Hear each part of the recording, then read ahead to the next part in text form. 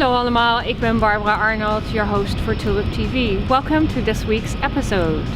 Here's what's coming up next this week.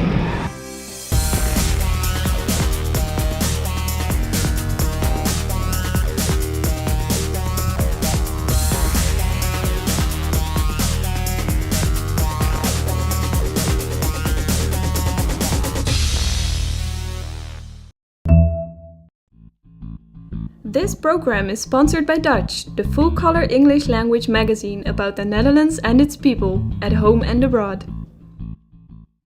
Canada to Leave is the online community for the Dutch living in Canada and the Canadians living in the Netherlands. Canada to Leave, wherever you live.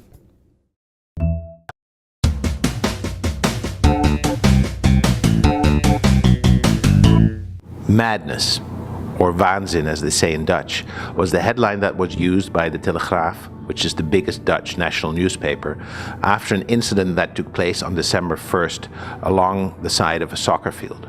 Soccer is the most popular sport in the Netherlands, and every Saturday and Sunday, every weekend, about 1 million Dutch people engage in this sport.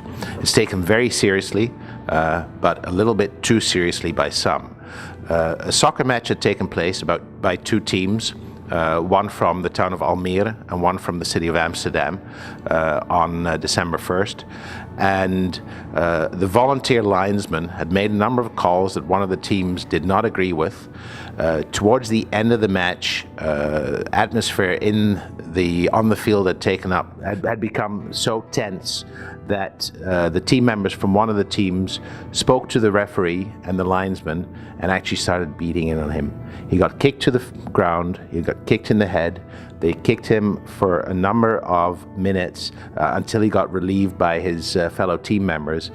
He was felt okay afterwards, but was later taken to hospital, and he passed away the next day in an act of what in the Netherlands is called senseless violence. Now, you can wonder if there's any sensible violence, but this was an act of senseless violence, and there have been a number of those over the years. And this goes down to a society that is having problems with different groups of the population, don't get on very well. It's something that's really tearing society apart. And this has been a major concern for a number of years. Now, one of the things that we have to keep in mind here is that society in the Netherlands is very concerned about what had happened there. But we have to keep in mind that it took 7 or 8 people to beat this one man, whereas here in the United States, we recently had a very terrible act that took place where one man took out 26 elementary school children. And I am really concerned about what's happening in the Netherlands, but I am so grateful that these perpetrators did not carry guns, because then it could have turned into a really ugly massacre there. But Dutch society really has to look at what is causing this violence. Soccer is a game. People play it for fun. This man was a volunteer. He was a father. He was a husband. He did what he liked most. He went and refereed the soccer match that his son was playing in. And because he made what some people say was a careless offside call, he got beaten to death.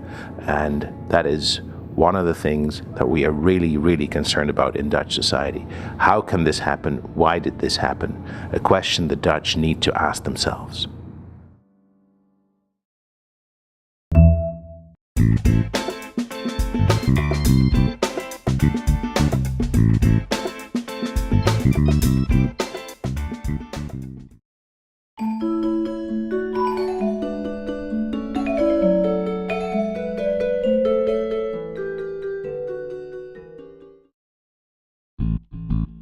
This program is sponsored by Dutch, the full-color English language magazine about the Netherlands and its people, at home and abroad.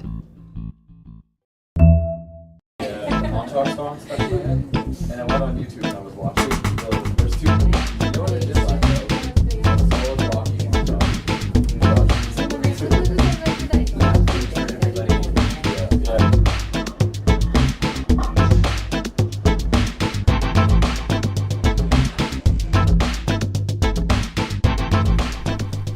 So behind me now you can see the eye of the wind, our wind turbine on top of Grouse Mountain. This wind turbine is a 1.5 megawatt generator, and it is going to provide Grouse Mountain with 25% of what we consume each year in terms of energy. So it is the world's first wind turbine that has a view pod on it, or the observation deck that you see up there. That's 57 meters off the ground. The total height of that structure though is 65 meters to the top of the tower. And then if you add another 37 meters of each of those blades, it takes our total height to over 100 meters tall. So it's really quite an impressive structure, and this is a great spot here. You can see the whole thing in one go. It's not moving at the moment. It's nice and calm and mild up here today, but when the wind does pick up, the wind turbine itself will rotate on top of that tower to find the wind direction. And then once the wind speed reaches 9.5 kilometers per hour, the blades will pitch out flat against the wind and start to rotate, and that will obviously start to produce the electricity. The reason that we had chosen wind energy was really that just its clean factor. It is such a sustainable way of creating electricity. You know, the wind as a resource is kind of never ending. At least we hope that it's a never ending resource. Otherwise we're in big trouble. And one of the coolest things that I like about wind energy is the fact that you can disassemble these things and pretty much recycle all the parts, and everything kind of goes away and the land gets returned back to how it was before. Well, it is it is a large lightning rod, so yes, there has been some weather that has affected it, but at the same time that's to be expected. So it's not anything that we weren't prepared for, and it hasn't impacted our ability to produce electricity.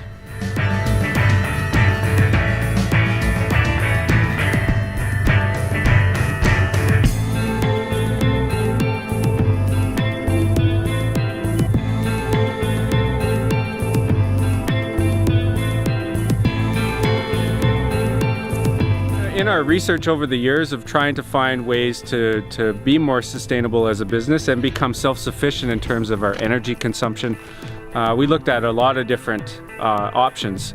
Solar is sort of one of the more obvious ones out there in the market right now, but unlike today's weather, we don't always have beautiful sunshine or clear views through to the sun.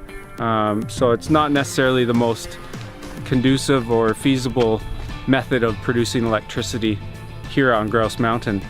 The other factor though that really the eye of the wind is more than just a wind turbine that produces electricity for a mountain. It is a unique adventure for people who visit Grouse Mountain to come up and get this very special viewpoint of the area around them, but also learn a little bit about wind energy and sustainable technology on a first-hand basis. Get right up inside and right close to that generator and those blades as they're spinning and harnessing the power of the wind. And solar power and some of the other forms of sustainable technology really don't offer that opportunity. So it wasn't as attractive to us as a resort business or a tourism business. Okay, as you can see on the side of the tower there, our wind turbine is labeled Lightwind. Lightwind is our partner in this project. They're a company based in Italy and part of a larger industrial company called the Leitner Group that is involved in manufacturing ski lifts and cableways for the ski industry, as well as snow machines and other large sort of mechanical objects. The great part of this story though is that Leitner is a family-owned business, just as Grouse Mountain is a family-owned business. And these two families came together, the two ownerships came together. They really started to see things in the same way and have the same vision, and really wanted to see this project through what was to be the most unique wind turbine on the planet. The first one of its kind that's accessible with an elevator inside and allows people to get in and get close to wind energy, and it's working for them.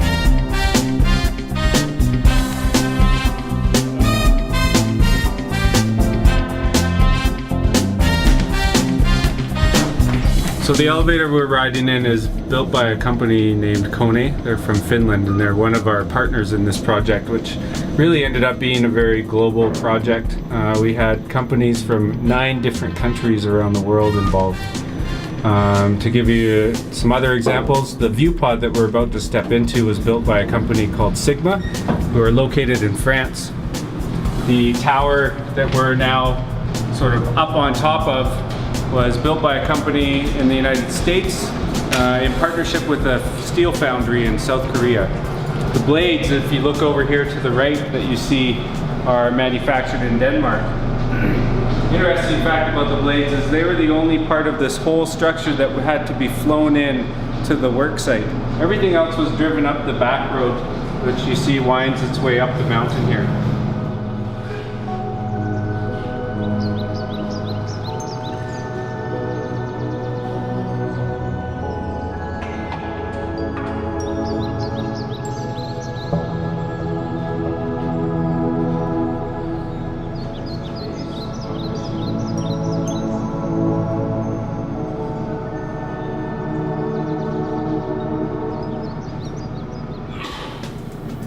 These are the North Shore Mountains that we're standing in right now, which is basically the southern boundary of the Coast Mountain Range, which is one of the larger mountain ranges on the planet. It stretches all the way north into Alaska.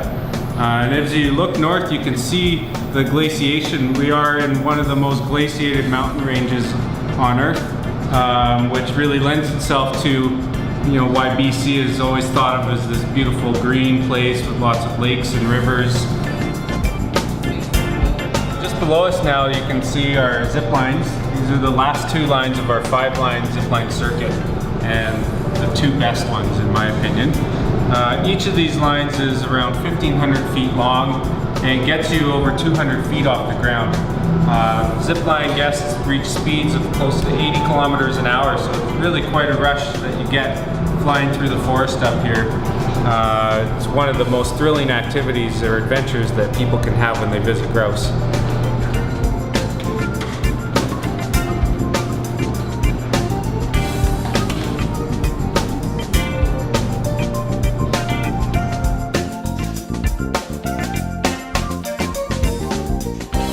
Well, thank you again for visiting us here today at Grouse Mountain. We're back down at the chalet where you can come in and enjoy some refreshments after a day adventuring on the mountain and taking in all the different activities and attractions that we have here.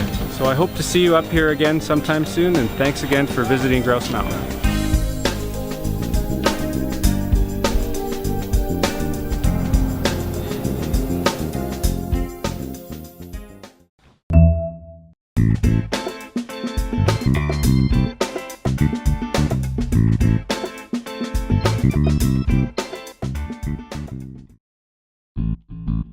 This program is sponsored by Dutch, the full-color English language magazine about the Netherlands and its people, at home and abroad. Canada to Leave is the online community for the Dutch living in Canada and the Canadians living in the Netherlands. Canada to Leave, wherever you live. Good morning and welcome to another great TVA conversation.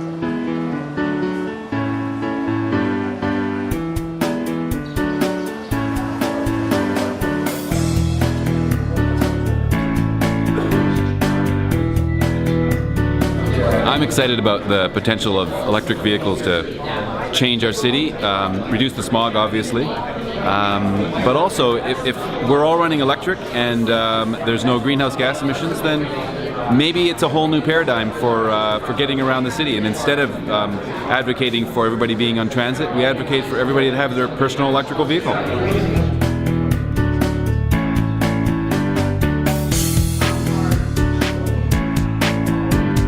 So my experience when you have an EV is that you tend to drive a little bit differently. I know I live on the North Shore and there's mountains, and so I'm tending to use the braking power a lot more as you come along and recharge the battery as you're moving forward. I know in my case I can drive 15 kilometers to work and only use 7 of the amount that is there because of using the braking.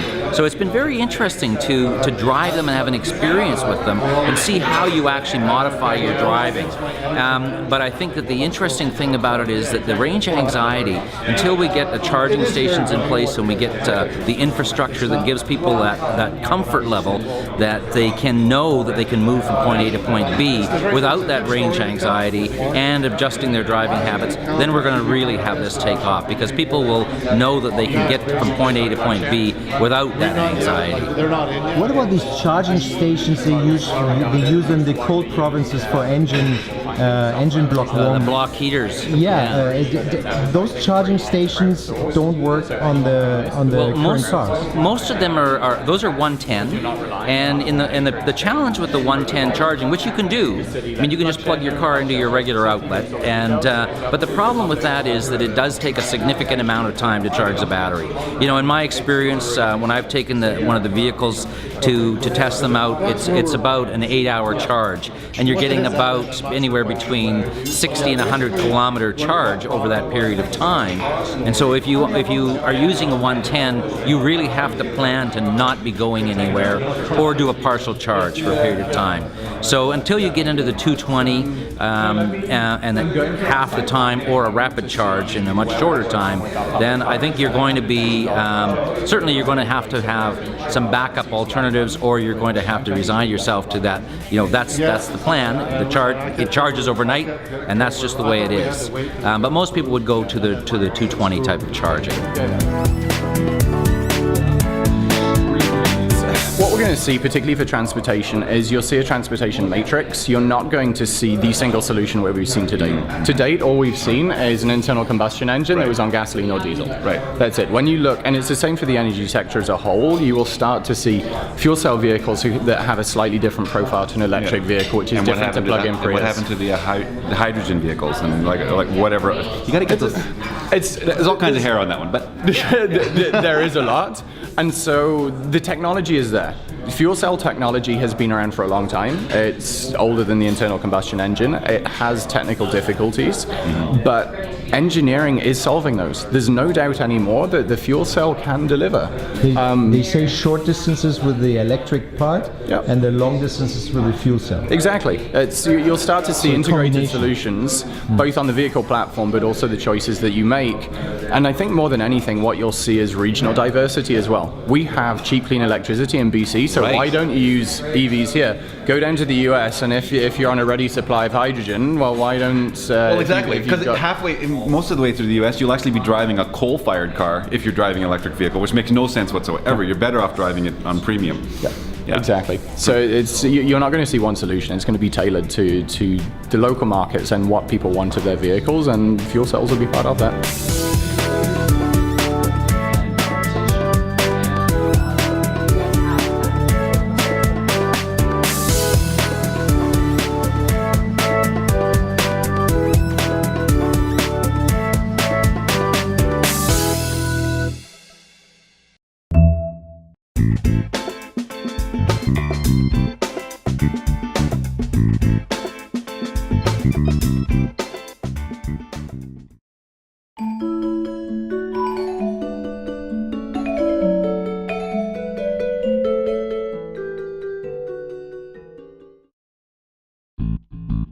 This program is sponsored by Dutch, the full-color English language magazine about the Netherlands and its people, at home and abroad.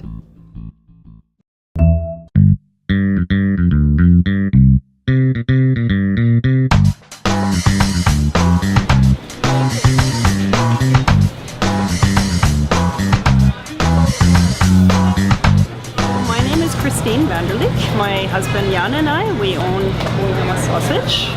We've been here in the public market for 11 years, originally from the Okanagan, from Oyama, where the business started.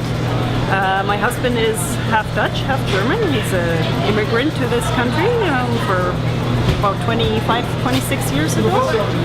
And we make in excess of about 400 different products at varying times of the year. And that's what we do. Our Dutch specialty is rookwurst, Gelderse rookwurst. It is a wonderful cooked and smoked sausage, very mild. We serve it here in the showcase. It is delicious served with kale. It's the traditional way to cook it in Holland. It's just a fantastic winter meal to have the rookwurst cooked in the kale. Rook means smoked in Dutch, right? And so it's basically a smoked sausage.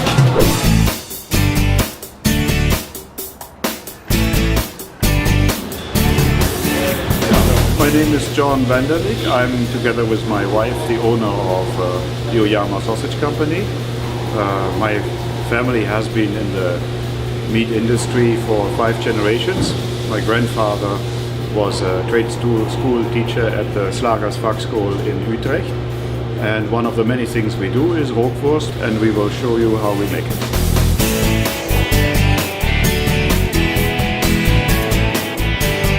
Actually, for Rookworst is meat, and then it needs spice. Rookworst can be made with a number of seasonings. We make 2 varieties. For the one that will be just cold smoked and kept raw until it's cooked at home, we use salt, a little bit of mace, and excellent quality white pepper. That is all the ingredients that it requires. It is better to shake up the ingredients so they mix well with the meat.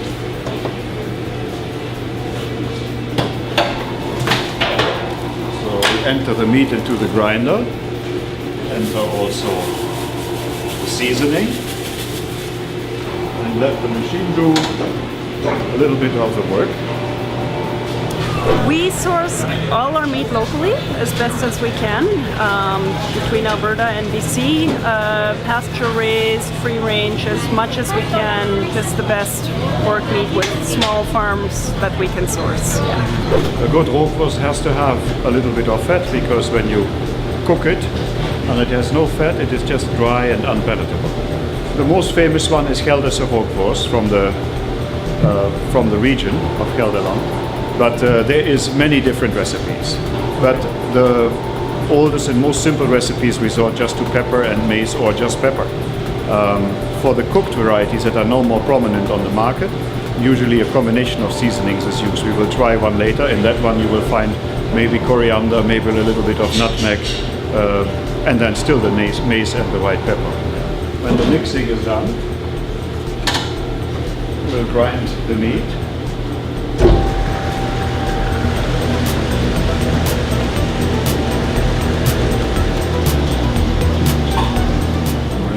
Ground. We still should give it another turn of mixing. We do in this machine.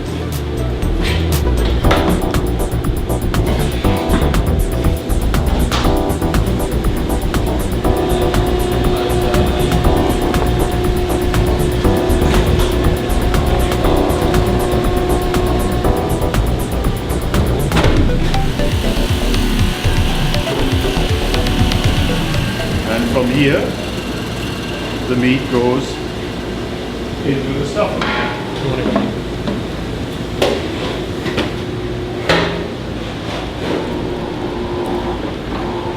So the casing is put on the stuffing on. It's a natural hog casing.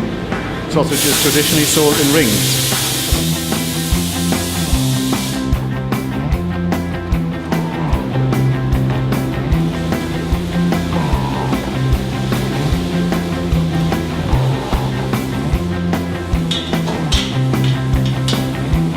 Once the sausage is on rings and put on smoke sticks and goes into the smokehouse, we'll have a look at the smokehouse so we can see what that looks like.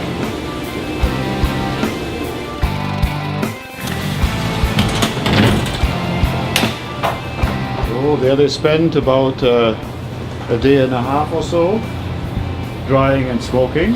Then they're fit for your table. And I will take one out of the cook tank that I cooked, and we can try one. And there you have it. With a beer, maybe a Geneva, there's nothing better than this.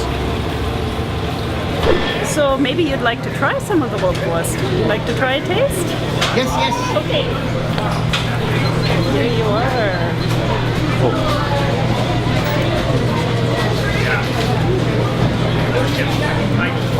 Excellent. There are smoked uncooked versions, which would be softer, more like a Bijvoet. There are these cooked versions. It's like anywhere, any country in Europe, you will find versions of. Each town may have a different version, or each area may have it slightly different in seasoning and how it's prepared. But this one is pretty traditional.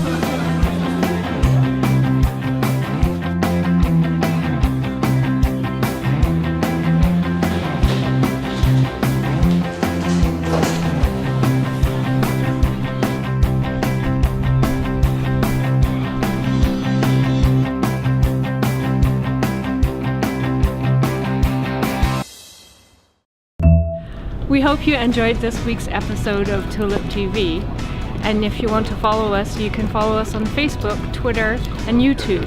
And remember, we are independently produced, so we solely rely on viewers and sponsors. So if you like us, go to our website and click on Donate. On behalf of all of us at TulipTV, we wish you a good week, and we'll hope to see you next week.